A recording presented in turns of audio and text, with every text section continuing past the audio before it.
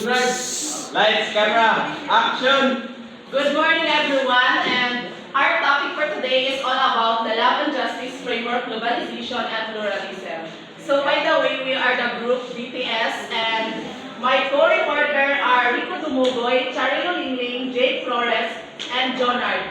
And by the way, para sa pag-ila-ila sa akong kagalingon, para maihan yung magpukin sa kung sa pinakagwapa sa PSFC, ako niya ay sa Merlito A. Cabrera, and my assigned topic is all about love and justice. So, love and justice is the foundation of our freedom. It is because kung saan ato ang gusto, kung saan ato ang love, mao gid ato ang choice, mao gid ato ang rights, and we have different reason kung ano ato na siyang gipili. So, pasabot, and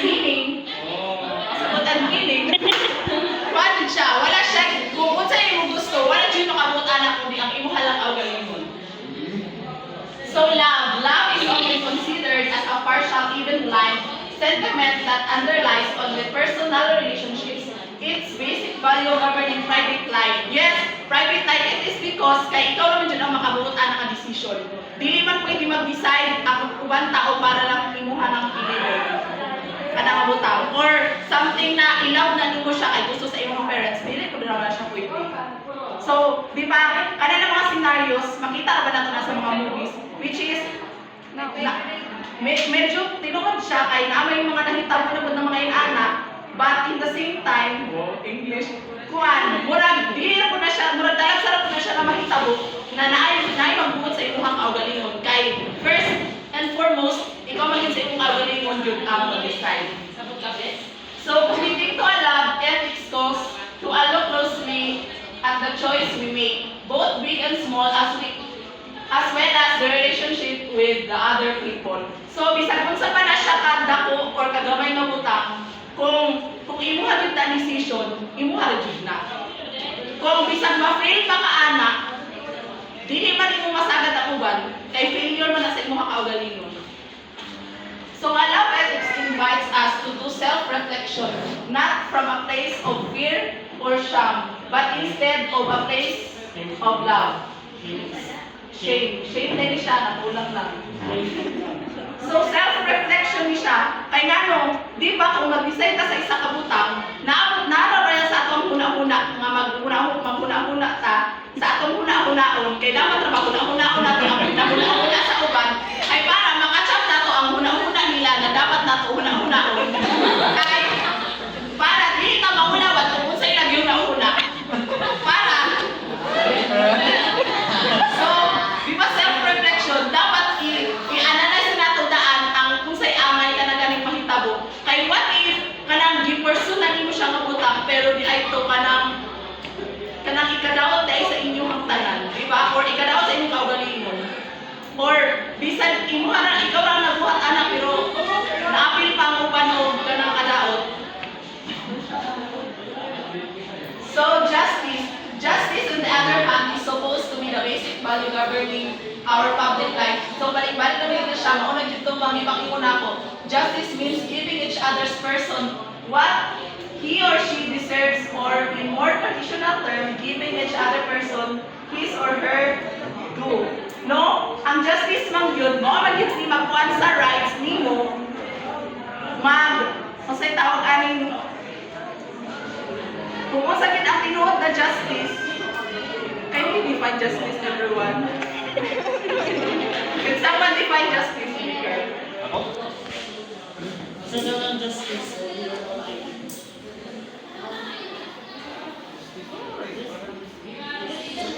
So, simply justice is your right, di ba? Justice and fairness plus related terms that are often today used interchangeable. Di ba? Pwede siya ka na murang interchangeable. Walay angay makabago. Kung unsa kitong law, mao na gito siya. Walay masadin sa pang makakuan nanas. So, connection to love and justice. No, love and justice yun are going together. It is because kung going together siya kay kung walay justice, na love,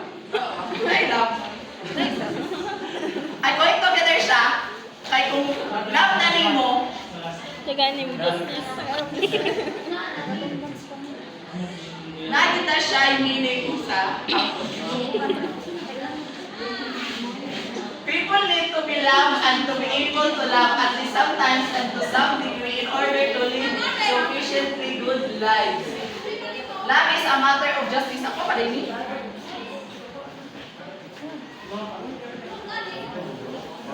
Can we love without justice? There can be no love without justice. Abuse and neglect negate love. Care and affirmation, the opposite of abuse and humiliation, are foundation of love. No? Now, kung hindi yun na ako niya dahil, there can be no love without justice. Kaya nga no? Like for example, bisan pag ka ng po, like sa senaryo nga nakasala ka, tapos ay nakasala ang imong habana. Kunya, ang imong habana is like napatay niya imong anak, niya asawa ka. So, kung sa magiging mo choice, piliin mo ang sa justice or ang sa love nimo. Di ba ang justice? So, murag going together siya kay maglibot yung kagpili ana kay oo, love kontra man ang imo niya kung mapriso siya, di ba? Justice gihapon kay ipatay man niya anak. Pero para sa inyo, asan mo may mas bugat, ang love or ang justice?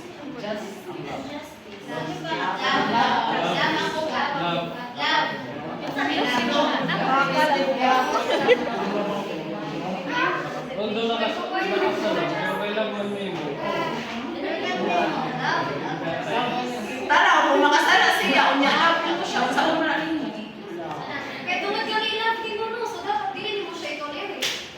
Bo. See? Next. Oh, next. Kinsa naman eh? The influence of love and the exercise of justice.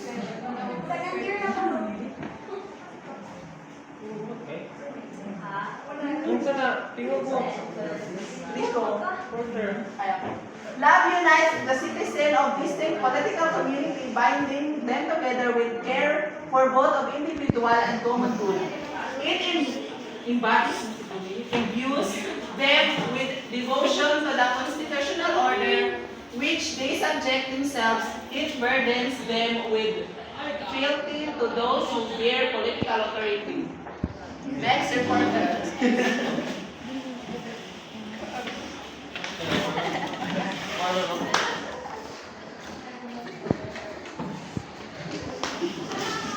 So, good morning everyone. So, let's continue. So, the importance of ISA. So, by the way, my name is Rico Dumogoy.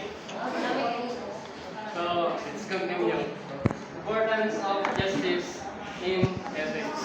So, justice is one of the most important moral values in spheres of law and politics. Legal and political system that maintain law and order are desirable, but they cannot accomplish either unless we also achieve justice. So, the importance of justice in ethics, it is, when we say ethics, kanang nadyo na sa una na ito nga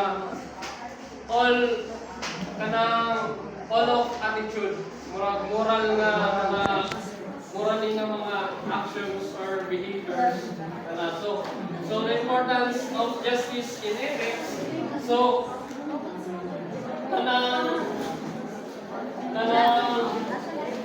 para ma-maintain ang law and orders sa justice. So di ba, nowadays, kung makasalang tao, murag ka ng deserve po niya kung say mga punishment, kung say mga justisya na iyang makamit. Di ba? So justice is the ideal, morally correct state of things and persons. It is based on individual moral rights.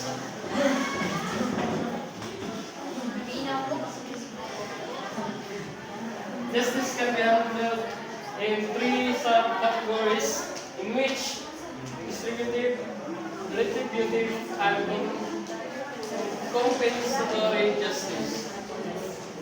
So, there are three subcategories of justice. The first one, can you read the one? Distributive justice refers to the perceived fairness of an allocation or morality to how people judge what they receive. So, in this category, justice, in ethics, refers to the perceived fairness, bali sa diri nga justice or category, subcategory, kanang fairness sa kanang people, how people judge what they receive. Unsay isa kanin mo ay unsay kanang deserve nga madawat sa mga tao, or how people judge what they receive. So, next, Retributive justice responds to the criminal behavior that focuses on the punishment of lawbreakers and the compensation of victims. So in this justice, there is response to the criminal behavior. So once sa katao nakasala,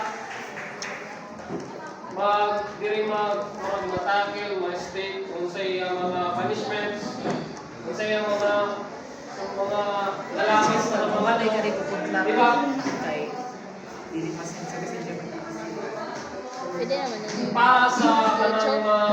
para sa mga makamit ang justice sa mga biktima. So, the third one is compensatory justice, refers to the extent to which people are fairly compensated for their injuries by those who have injured them. So, in this category, it is refers to which ng mga tao nga fairly, compensatory. So, pasabot ninyo compensatory. Bayad, no? Compensatory. Compensate naman bayad. For their injuries, para sa mga taong na-injured nila. Diba?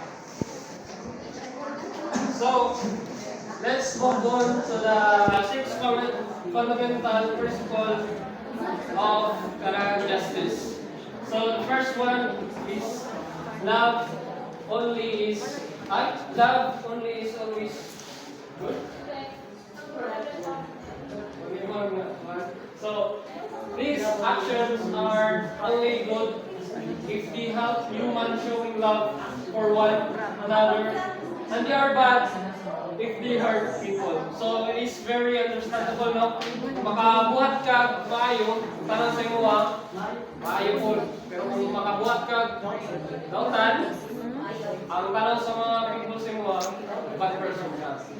So, next one is love is the only norm.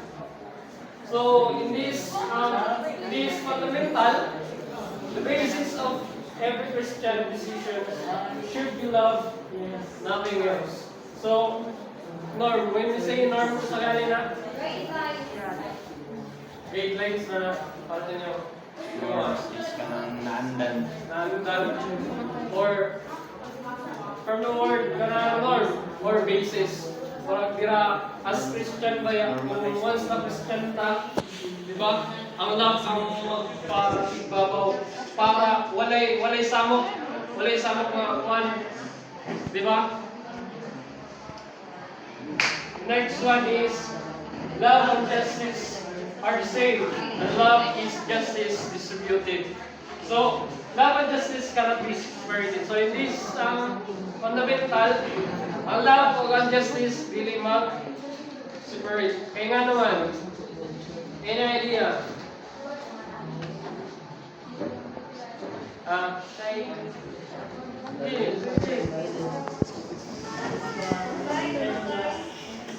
Wala? Para natin interactions ba? Although wala there. Wala? Hello. Wala. Wala po. Unjustice cannot be squared.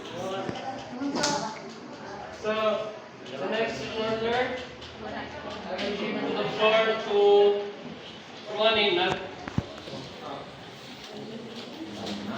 Mr. Ora. What means the neighbors go greater to like this or not. So your neighbors is anybody and really so sa Tagalog pa is yung mga suligan. Paila ba? Paila. So sa akin no, lagi sa ikan. Ay si, ay din is doon na nila na ikan sa kahit sa. Good morning everyone. My name is Leonard Silaga. So I will continue the reporting of record. So that when after is the school fundamental principle, so the purpose of the neighbors will be the right or not. The neighbors is everybody and the church of everyone. So para sa kaya ko sa umaga silingan sa gusto natin or daily. So sa realidad ko is ang tao ka po is mga ganun namin sa akin is may tawagin sa ako sa ito kung bakit sa iyang estado. Ang tawag yun sa mga realidad ko. Dahil ako kasi silingan yun na silingan yun na hindi na kaganaan yun. Dapat na silingan yun is kailangan kung dato. Oo, parang dahil ako silingan na anak, patala ko na itaganang anak ay nakainin yung patasan. But if kung ikaw nakaibog kasi pasikasin, kanang kuhan, ang iyong bata is nakaibog kasi pasikasin, hindi yun naman yung akit na kailangan na, sabot na lang ka, ay nakaibog kasi pasikasin is na, wala na lang ka, ang sarap makuha na ko sa kawaya na kasi hindi na, kasi nagigil me. Kung nakaibog kasi pasikasin kasi bulikay na lang ka, kaisa magsabot pa. Ikaw na rin mag-adjust. O ano po, iba tayo parang, Dahil yung barkada, which is lagi kayo ganaan po. Dapat kayo ganaan.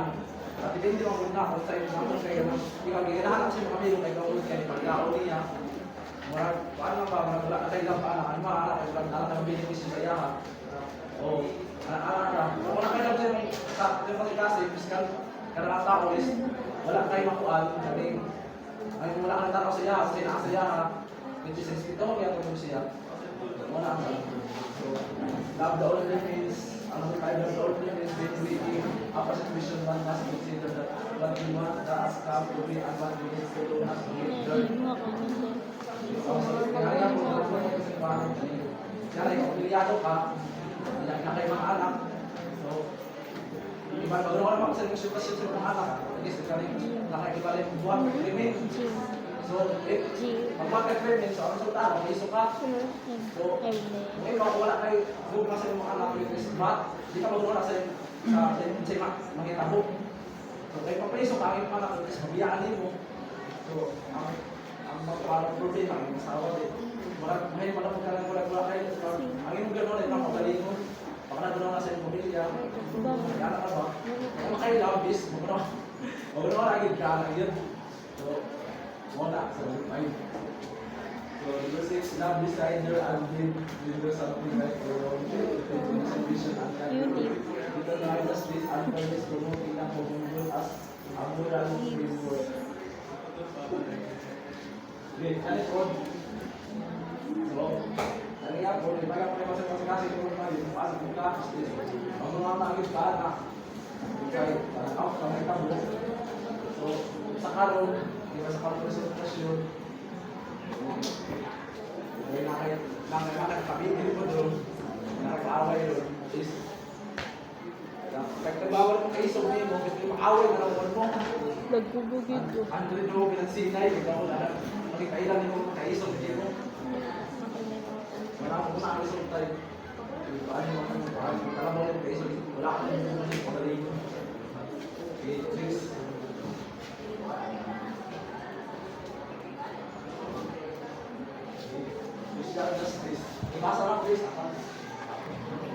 Social justice. The notion that everyone deserves Equal economic, political, and social opportunities irrespective of race, gender, or religion.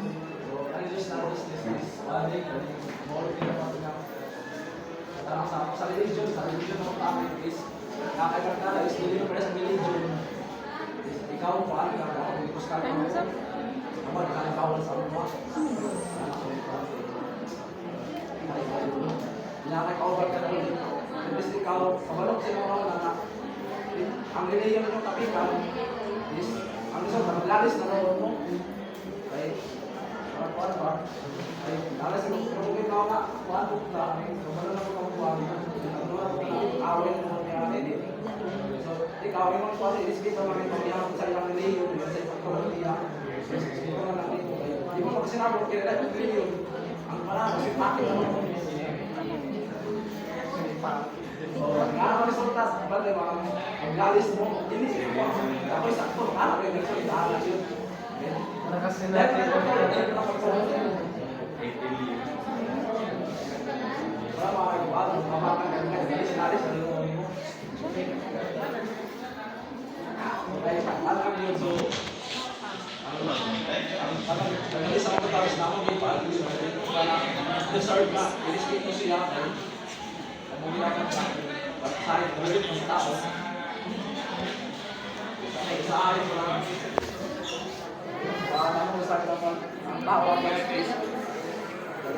ako siya ay kuhaan na ito kung araw pansit ako ka ba?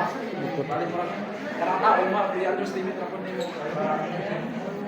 kita sa uban na ikaw mas lamang sa iya ang kanya ang lakas ng tao. Next, dali ka bilang justice as the minimum demand of love. To do justice It's really a act of love, the minimum demand of love, which means that love is more, gives more, so is just. Mathematically, if love is 100% being others, then justice may just.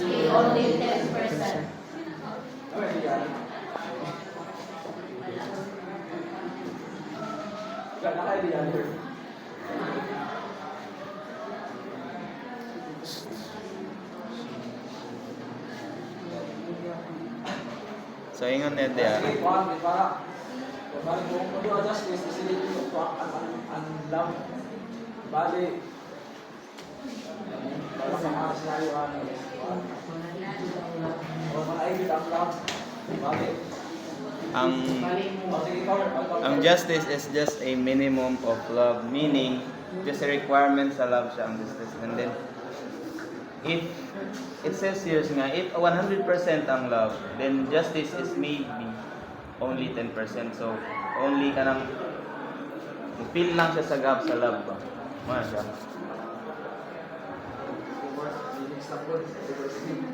Distributive justice concerns the socially just allocation of resources of the class middle class classes, which is concerned with the administration of law. Distributive justice considered outcomes.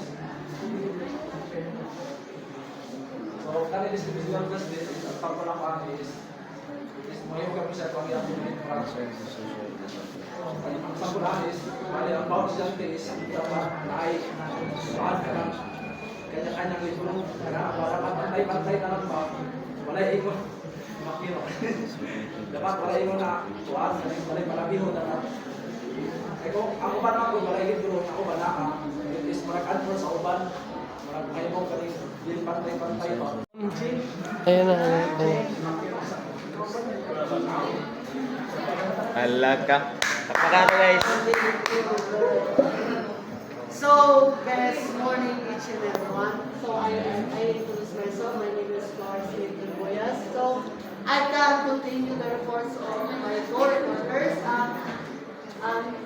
My report is all about the following have the figures of the civic justice. So, kapalo naman tanong sa about the civic justice, iba ka gawin ka kanang naman dito yung mga kanang kalayaan or kanang justisya galit.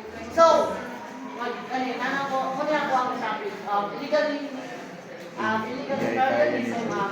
Magpasabot anin is, di ba, kanang pantay-pantay mo tanong, diliman tayo na kanang equal or kanang gawin tamang kanang presang sa experience sa ko sa okay, di ba? Gawin ta magtrabaho is kanang gawin ta magluto, gawin ta magkasisam sa mga kinyangunan is kaya balukod ta mga gawin manage our trend or trabaho dapat mag-isip po ta sa ito ang gawin sa itong gagawin. Di balik ka lang gawin ta magtrabaho niya siya, sigiraw ka na naganda po ka assign task na yung buhaton. So, dili po tayo muna. Kaya umingaw dapat pantay-pantay rin ka kayo. Dili man tayo muna ang tao lang muna. So, kaya naman tayo ka na balancing of trend sa mga pinapunan. So, sabot naman ni guys. So, next topic is all about the capitalism and free market system. So, capitalism is refers to the creation of wealth of ownership, di ba? Parang di ba, yung mga tagiya sa mga establishment is maapoy ka ng namupoy na yung mga distribution of as a free market system is at to the exchange of wealth and services. So, ang pasabot kasi is, di ba, naman today, ownership na encounter sa tuwang business is naman doon na yung mga naman doon yung kapital gawin ka magtrabaho gawin mo servisyo sa mga katawan, di ba? So,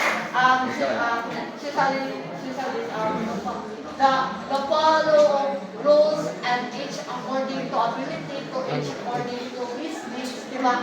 Kasi ba sa mga establishment is naman yun yung mga rules and regulation na dapat ito i-implemented sa isa ka establishment. Kaya, huwag mo tayo kabaluin, kung dili ka mo follow sa isa ka, hindi mo tayo follow sa isa ka rules na regulation na ito, ginasunod, is na ipani-justice na iyama, kanang encounter, hindi siya mapawis sa kanan na situation, di ba guys? So, next is taxation.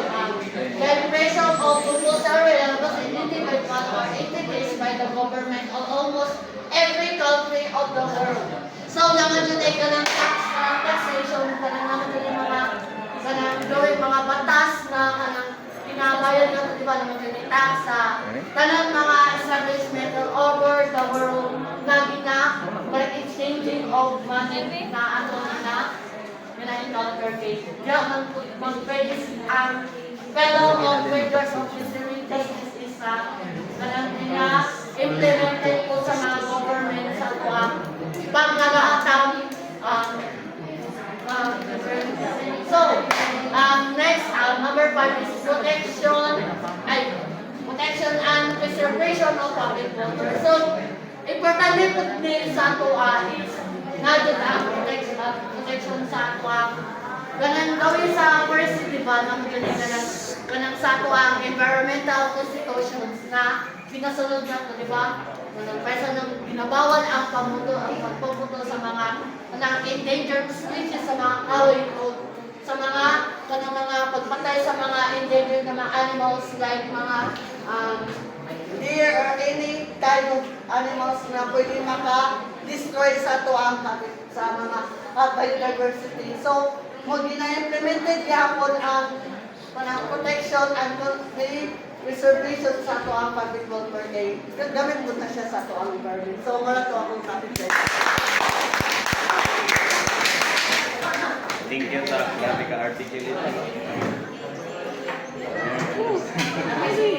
Salamat, Jay.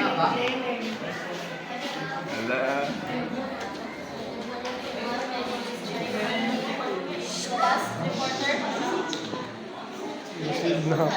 Nasave na ako. Pinaka-una. Globalization and pluralism with new challenges to be faced. Globalization has renovated the globe from a collection of separate communities interacting infrequently into a virtually multi-faces community. So, globalization now is muna siyang kalakalan sa, tapos, muna siyang, example yan is kanang Dili na okay, dili. Pagtutulog ng mga tao kung kanyang gobyerno at ibang Silent to Tagalog. bansa. So, pluralism is a concept used in many diverse ways, but in general terms, it is the philosophical theory that there is more than one basic substance or principle, whether it be constitution of the universe, of the mind, and body, the source of truth, or basis of morality. So, pluralism. Paano siya saan siya kalipunan na maraming tao, grupo, na kinakontinue nila ang kanang ilagaling sariling tradisyon. But ang pluralism is ikunik na to sa ethics. Kung ano siya kanang pwede niya i-sacrifice, pwede ako sa katao i-sacrifice niya ang iyang kinakontinue para sa kalaganan. So, muna siya. Next is moral pluralism, also known as ethical pluralism and value pluralism. So, moral pluralism. Sinusuri nila ang mga isyu. So, moral pluralism is dili lang ni siya mag-base sa, dili lang ni siya mag-judge sa kanang usa lang dapat sa both sides sila kahit kanang mag-away. Dili mo ka pwede magpanig sa usa lang ka side. Dapat makabalo ka sa both side nila para usa ka mag-judge. That's all. Next, reporter, ikat na. Ano po?